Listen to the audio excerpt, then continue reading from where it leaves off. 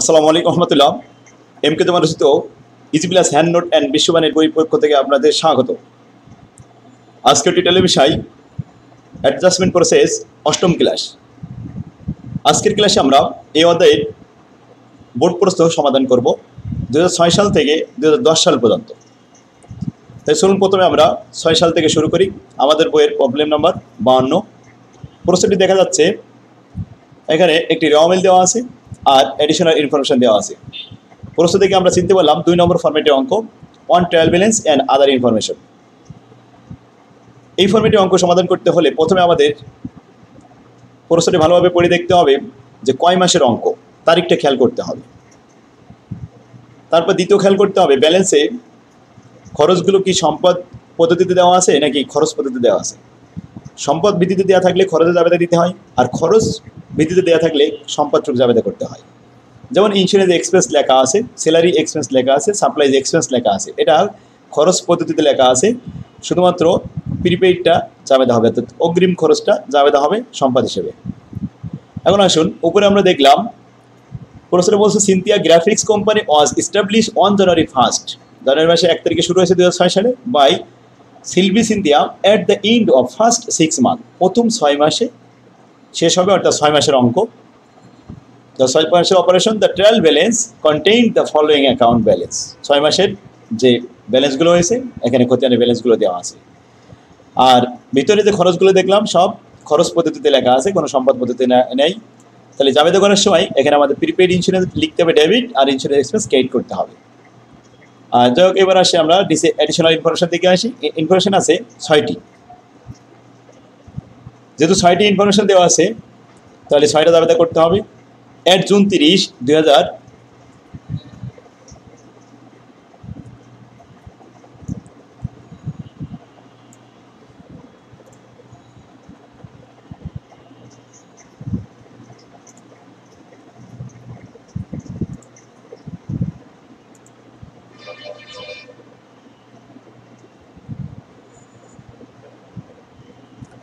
আউযুবিল্লাহি মিনাশ শাইতানির রাজিম। বিসমিল্লাহির রহমানির রহিম। আসসালামু আলাইকুম রহমতুল্লাহ। এমকে জমা রচিত easy plus hand note and বিশ্বমানের বইয়ের পক্ষ থেকে আপনাদের স্বাগত। আজকের টিটেলের বিষয় অ্যাডজাস্টমেন্ট প্রসেস, অষ্টম ক্লাস। আজকের ক্লাসে আমরা এই অধ্যায়ের বিগত বোর্ড প্রশ্ন 2006 থেকে 2010 সাল পর্যন্ত সমাধান করব। তাহলে চলুন আমরা 6 সাল থেকে শুরু করি। 6 সালের প্রশ্ন এটা দেখা যাচ্ছে প্রথমে একটা রেওয়ামিল আছে এবং অ্যাডিশনাল ইনফরমেশন দেওয়া আছে। প্রশ্ন থেকে আমরা চিনতে পারলাম এটা 2 নম্বর ফরম্যাটের অঙ্ক। 2 নম্বর ফরম্যাটের অঙ্কগুলো করতে গেলে প্রথমে আমাদের পড়ে ভালো করে দেখতে হবে তারিখটা যে কয় মাসের অঙ্ক। তাহলে আসুন প্রশ্নটা পড়ি। Cynthia graphics company was establish on January 1, 2006 by Sylvie Cynthia at end of first 6 month, প্রথম 6 মাসেই এন্ড হবে, অর্থাৎ এটা 6 মাসের অঙ্ক। তো 6 month operation, the trial balance contain the following account balance. 6 মাসের রেওয়ামিল এখানে দেওয়া হলো। তাহলে আমরা অঙ্ক পড়ে বুঝতে পারলাম এই অঙ্কটি 6 মাসের অঙ্ক। এবার আমাদের দ্বিতীয় কাজ হবে রেওয়ামিলের ভিতরে যে খরচগুলো লেখা আছে এটা সম্পদ ভিত্তিতে লেখা নাকি খরচ ভিত্তিতে লেখা। তাহলে আসুন পড়ি। এখানে আছে ইন্স্যুরেন্স এক্সপেন্স, তাহলে এটা খরচ পদ্ধতিতে লেখা আছে। যদি প্রিপেইড লেখা থাকতো, প্রিপেইড ইন্স্যুরেন্স, তাহলে সম্পদ ভিত্তিতে মনে করতাম। আর খরচ ভিত্তিতে লেখা থাকলে সমন্বয় করার সময় সম্পদটুক জাবেদা করতে হয়। আচ্ছা, স্যালারি এক্সপেন্স লেখা আছে, সাপ্লাই এক্সপেন্স লেখা আছে, এখানেও কিন্তু খরচ পদ্ধতিতে লেখা আছে। তাহলে এখানে সাপ্লাইজ এক্সপেন্স যেহেতু লেখা আছে, অব্যবহৃত সাপ্লাইজগুলোকে আমরা জাবেদা করবো সাপ্লাইজ ডেবিট আর সাপ্লাইজ এক্সপেন্স ক্রেডিট, আর prepaid insurance debit, insurance expense credit, এইভাবে জাবেদা করবো। যাই হোক, আমরা বুঝতে পারলাম। এখন আমাদের কাজ হচ্ছে অ্যাডিশনাল ইনফরমেশন দেখা। অ্যাডিশনাল ইনফরমেশন আছে 6টা, এই 6টা জাবেদা করতে হবে। প্রশ্নটি পড়ি। Analysis reveal the following additional data at June 30, June মাসের 30 তারিখে শেষ হয়েছে। 1300 of supplies was on hand. এখন 1300 টাকা সাপ্লাইজ হাতে আছে। সাপ্লাইজ আগে খরচ ছিল 3700। এখন আমাদেরকে এটা কি করতে হবে, হাতে যেটা আছে এই সম্পদটুকু জাবেদা করতে হবে supplies debit, supplies expense credit. 1300 টাকা, কারণ যেহেতু খরচ আছে এখন খরচ কমাতে হবে। উপরে যে 3700 টাকা লেখা আছে, 3700 টাকা খরচ হয়নি, আমাদের হাতে যেটা আছে এইটাই এখন আমাদের সম্পদ হিসেবে supplies debit, supplies expense credit লিখতে হবে টু অ্যাডজাস্ট সাপ্লাইজ এক্সপেন্স। 2 নম্বর বলছে the note payable was issue on April 1, April মাসের 1 তারিখে নোট পেবেল ইস্যু করা হয়েছে। ইট ইজ এ 12% নোট আচ্ছা 1 ইয়ার নোট, 1 বছর মেয়াদি 12% সুদে।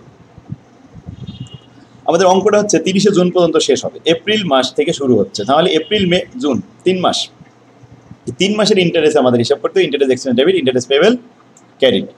এখন আসুন নোট পেবেলের পরিমাণ দেখি 20,000 টাকা।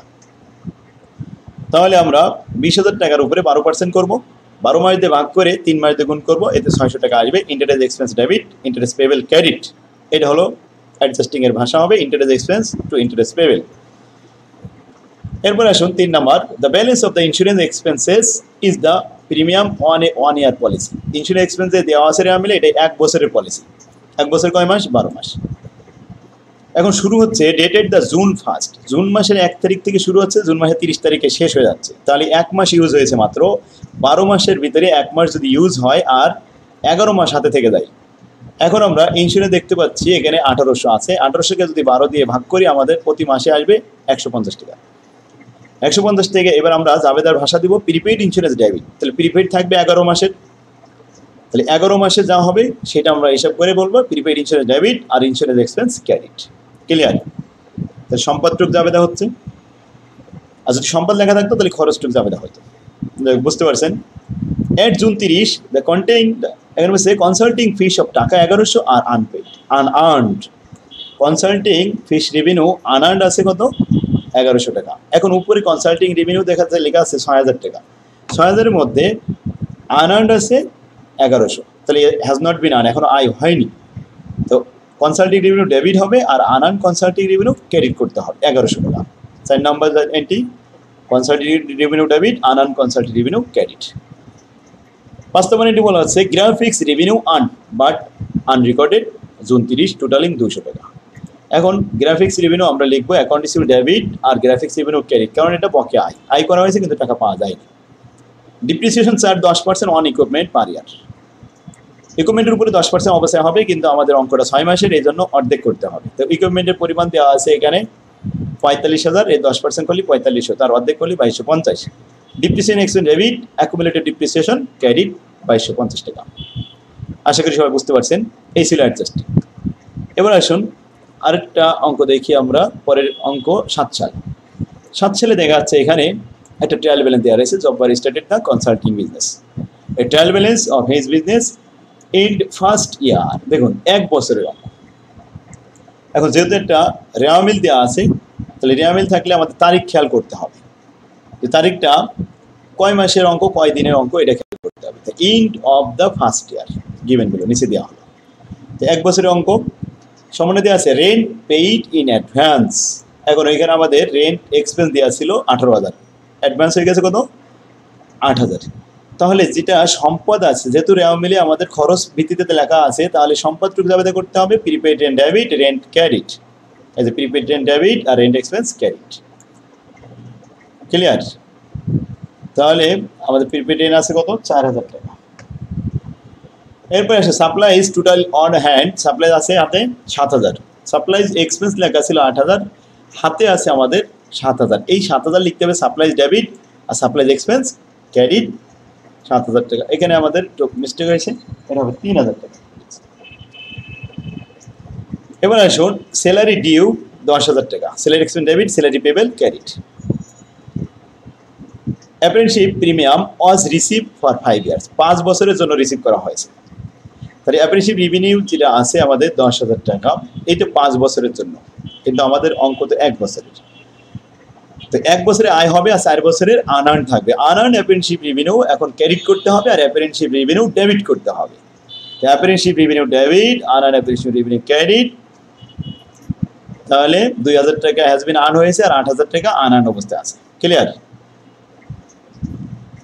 সার্ভিস রেন্ট রেভিনিউ আছে, revenue receivable but not yet receive, account receivable debit, service revenue credit. Clear? এবার আসুন depreciation on fixed asset, depreciation 10%, তাহলে depreciation expense debit, accumulate depreciation credit, এটা হচ্ছে আমাদের অবস্থার ভাষা। এখন আমরা জাবেদার ভাষা দিলাম, কিন্তু আমরা দেখি প্রথমে ফিক্সড অ্যাসেট কয়টা আছে। এখানে আমাদের ফার্নিচার আছে আর অফিস ইকুইপমেন্ট আছে।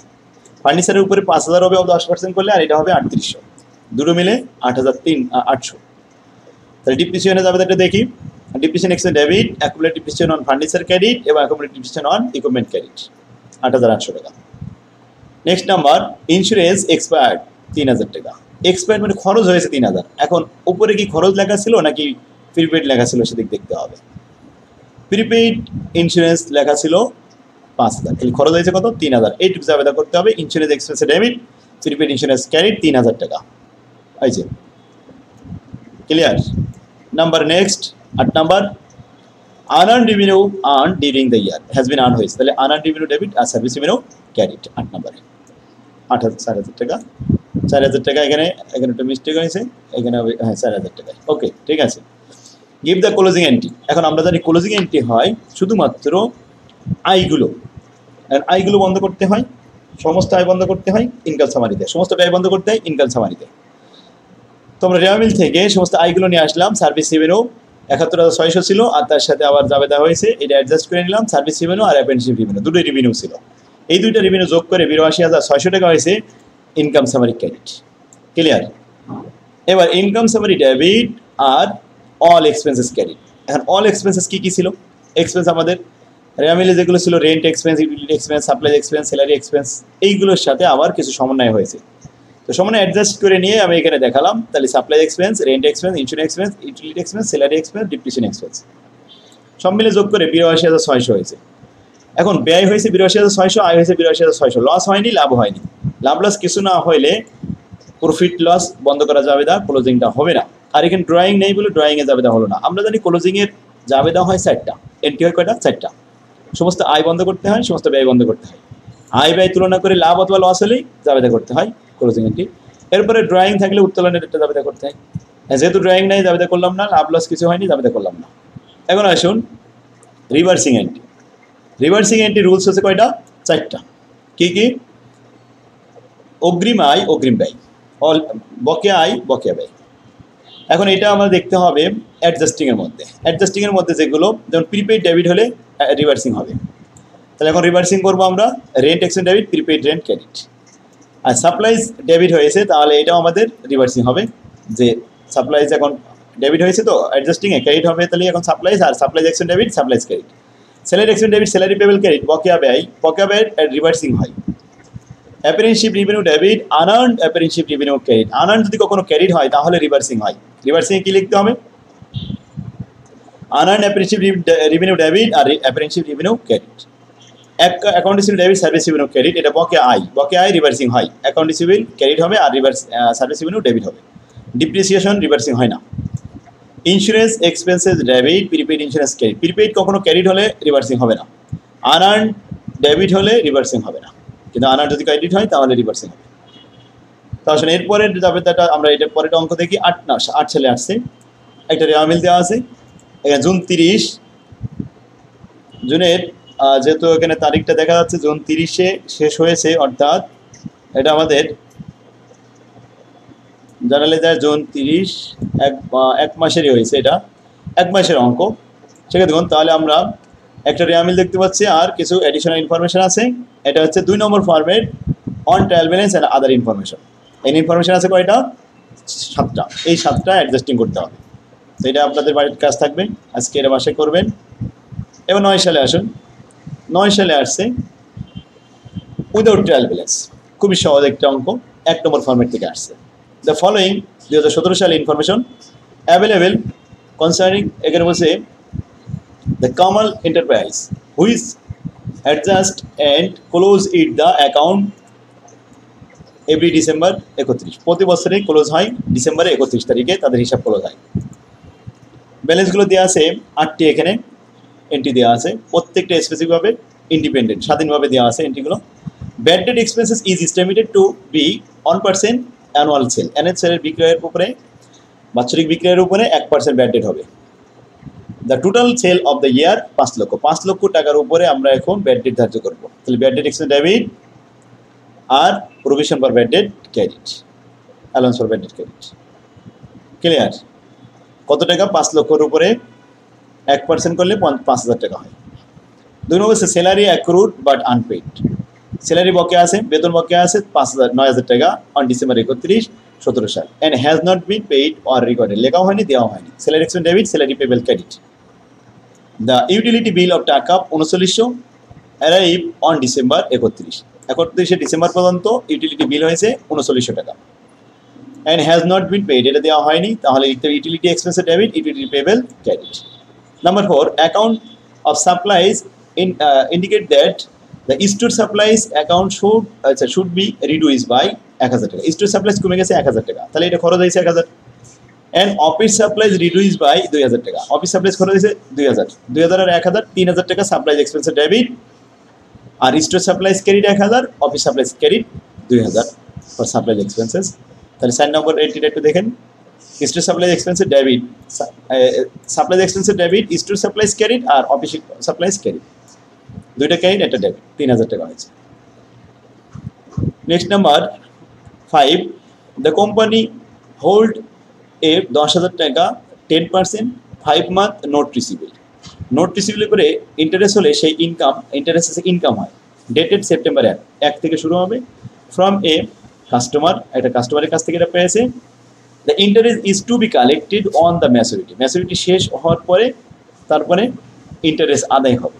তো এখন আমাদের সেপ্টেম্বর, অক্টোবর, নভেম্বর, ডিসেম্বর 4 মাস অতিবাহিত হয়ে গেছে, বছর ক্লোজ হয়ে যাচ্ছে ডিসেম্বরে। এখন আমাদের অ্যাডজাস্টিং করতে হবে ইন্টারেস্টের, কারণ হিসাব ক্লোজ হয়ে যাচ্ছে। 4 মাসে সুদ হবে 10,000 করে 10% করলে 1000, সেটাকে 12 মাস দিয়ে ভাগ করবো আর 4 মাস দিয়ে গুণ করলে ইন্টারেস্ট পাওয়া যাবে। 5 নম্বরে আসুন, interest receivable debit, interest revenue credit 4 মাসের, ঠিক আছে, 333 টাকা হয়েছে। Number next 6 number, an analysis of the company insurance policy indicate that the period as a prepaid insurance account is to be reduced 45 টাকা for expired insurance। তাহলে এটা আমাদের expired হয়ে গেছে, প্রিপেইড ছিল এখন খরচ হয়ে গেছে। Insurance debit, prepaid insurance credit 45 টাকা, এটা লিখতে হবে 45 টাকা insurance debit, prepaid insurance credit.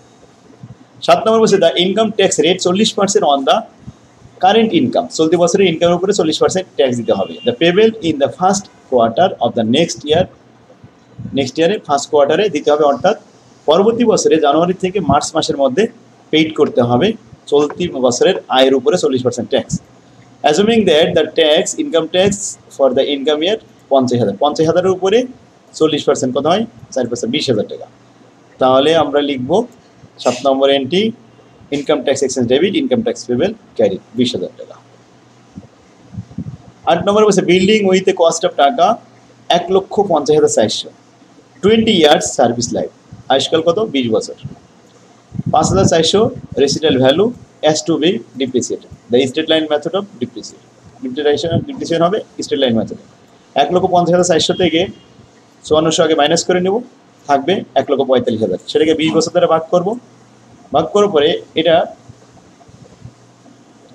Straight line অবস্থায় হিসেবে প্রতি বছরের সমান হবে। তাহলে আসলে 8 নম্বরে দেখি depreciation expense debit, accumulated depreciation credit 20 বছরতে ভাগ করার পরে যেটা আসছে এটাই অবস্থায় 1 বছর। ক্লিয়ার? তাহলে আমরা 9 সাল শেষ করলাম। এবার আসুন আরেকটা 9 সাল, এটা উইদাউট ট্রায়াল ব্যালেন্স, একই রকম প্রশ্ন। এখানেও ব্যাড ডেট আছে 1%, তবে বিক্রয় আছে 5 লক্ষ জায়গায় 1,90,000, সেম একই রকম অঙ্ক। তাহলে এটা আপনাদের বাড়ির কাজ থাকবে, এটা মাসে করবেন, আমাদের বই থেকে এগুলো প্র্যাকটিস করবেন। 10 সালে আসুন, 10 সালে একটা অঙ্ক দেওয়া হয়েছে। 10 সালে অঙ্কটি বলা হচ্ছে journalise the adjusting entry needed 30 June 2010। The end date was the end of the current accounting period for each of the following independent case as affecting the Concord Construction Company. Concord Company information দেওয়া হলো 30 June, প্রতি বছরে বছর শেষে আয় বছর শেষ হয়। এন্ট্রি দিয়ে আছে মাত্র 4টা। এর মধ্যে Concord pays it the employees is Thursday, প্রতি সপ্তাহের বৃহস্পতিবারের দিন এখানে বেতন প্রদান করে থাকে, মজুরি প্রদান করে থাকে কর্মচারীদের। The amount of the salary 2100 টাকা for a 5-day work week, 1 সপ্তাহে 5 দিন কাজ করে থাকে, 1 সপ্তাহের বেতন হয় 2100 টাকা। আর 1 সপ্তাহে 5 দিন কাজ করে থাকে ফ্রম সানডে টু থার্সডে, রবিবার থেকে বৃহস্পতিবার পর্যন্ত 5 দিন কাজ করে, 5 দিনের বেতন 2100 টাকা। And the daily salary amount are equally, তবে প্রতিদিনের বেতন কিন্তু সমান, বৃহস্পতিবার বলে হাফ বেতন হবে না, সমান বেতন হবে 5 দিনে। তাহলে 2100 টাকা 5 দিয়ে ভাগ করলে 1 দিনের বেতন পাওয়া যাবে। দ্য লাস্ট উইক, গত সপ্তাহে, দ্য ইয়ার ইন্ডেড, আয় বর্ষ শেষ হয়েছিল 30শে জুন আসছিল 2010 সালে, হুইচ ওয়াজ উইডনেসডে, এখন সেদিন ছিল বুধবার। আমরা প্রতি বৃহস্পতিবারের দিন বেতন দিয়ে থাকি, কিন্তু বুধবারের দিন মাস শেষ হয়ে যাচ্ছে, ইয়ার শেষ হয়ে যাচ্ছে। এখন আমাদের এই সপ্তাহে 4 দিন কাজ করেছে কর্মচারীরা, 4 দিনের বেতন পাবে, এই অবস্থায় মাস শেষ হয়ে যাচ্ছে। তাহলে 4 দিনের বেতন আমাদের অ্যাডজাস্ট করতে হবে। এই 4 দিনের বেতন আমরা লিখব salary expense debit salary payable credit, 2100 ভাগ 5 দিন গুণ 4 দিন, এভাবে আমরা লিখব salary expense debit salary payable credit. সেক্ষেত্রে দেখুন এটা 3 লাইন মিলে একটা অঙ্ক হয়েছে, এই জন্য জটিল মনে আছে, কিন্তু আসলে সহজ আছে এটা। নাম্বার 2, কনকর্ড হ্যাজ লেন্ট সাম মানি, কিছু টাকা ধার দিয়েছিল ডিউরিং দ্য কারেন্ট ইয়ার, চলতি বছরে। The entry has earn the accrued interest revenue of টাকা 750 that will receive next year, পরবর্তী বছরে সেটা পাওয়া যাবে। কনকর্ড কোম্পানি কিছু টাকা ইনভেস্ট করেছিল, সেখানে সুদ হয়েছে 750 টাকা, কিন্তু এই সুদটা পাওয়া যাবে আগামী বছরে। এখন আমরা জাবেদা করব অ্যাকাউন্ট রিসিভেবল না লিখে interest receivable debit interest revenue credit 750 টাকা, interest receivable debit interest revenue credit. Number last third, এখানে 3 নম্বরটা দেখেন। The beginning balance of the supplies was 2680 টাকা, 2680 টাকার সাপ্লাই ছিল। During the year the entry purchase supplies costing টাকা 6180, balance ছিল 2680, আরও ক্রয় করা হয়েছে ওই বছরে 6180, তাহলে যোগ করতে হবে দুটো। 30শে জুন 2010 সালে এসে দেখা গেলো the inventory of supplies on hand, মাত্র হাতে আছে 2150, তাহলে বাকি টাকা কই গেল, খরচ হয়ে গেল। তাহলে জাবেদা হবে সাপ্লাইজ এক্সপেন্স ডেবিট আর সাপ্লাইজ ক্রেডিট। এখন টাকাটা আমরা হিসাব করে দেবো। 3 নম্বর এন্ট্রি দেখুন, 2680 সাথে 6180 যোগ করে 2150 বাদ দিলাম, তাহলে আমাদের পাওয়া গেল 6710 টাকা। এটা হলো supplies expense debit supplies credit. Number 4, Concord is servicing the air condition system servicing দিয়েছে ইন এ লার্জ বিল্ডিং, একটা বড় বিল্ডিংয়ের সেবা দিয়েছে। And owner of the building, ওই বিল্ডিংয়ের মালিক পেইড করেছে টাকা Concord 12900 as the annual service fees, 1 বছরের সার্ভিস ফিস বাবদ 12900 টাকা দিয়েছে। কনকর্ড এখানে recorded this amount as unearned service revenue, লেখার সময় আনআর্নড সার্ভিস রেভিনিউ নামে 12900 টাকা লিখে রাখছিল, 1 বছরের রেভিনিউ হিসেবে 12900, কিন্তু বলছে কনকর্ড এস্টিমেটেড, আশা করছে that it has earned 1 quarter of the total fees during the current year, চলতি বছরে মোট আয়ের 4 ভাগের 1 ভাগ, অর্থাৎ 1 কোয়ার্টার, 4 ভাগের 1 ভাগ হ্যাজ বিন আর্ন হয়ে গেছে। যেহেতু আনআর্নড লেখা ছিল, তাহলে এখন আনআর্নড ফিস রেভিনিউ ডেবিট আর ফিস রেভিনিউ ক্রেডিট, আনআর্নড ডেবিট হবে আর রেভিনিউ ক্রেডিট করতে হবে। তো আনআর্নড সার্ভিস রেভিনিউ ডেবিট আর সার্ভিস রেভিনিউ ক্রেডিট কত টাকা হয়েছে, 4 ভাগের 1 ভাগ 3225 টাকা। To adjust the service revenue, unearned service revenue adjust করলাম। এখানে লাইনগুলো একটু বড় ছিল, তাছাড়া মাত্র 4টে এন্ট্রি দিয়েছিল, সহজ আছে। তো আজকে আমরা 10 সাল পর্যন্ত শেষ করলাম, আগামী ক্লাসে আবার 11 সাল থেকে শুরু হবে। সেক্ষেত্রে আগামী ক্লাসে দেখার জন্য আহ্বান রইল। আল্লাহ হাফেজ, আসসালামু আলাইকুম ওয়া রাহমাতুল্লাহ।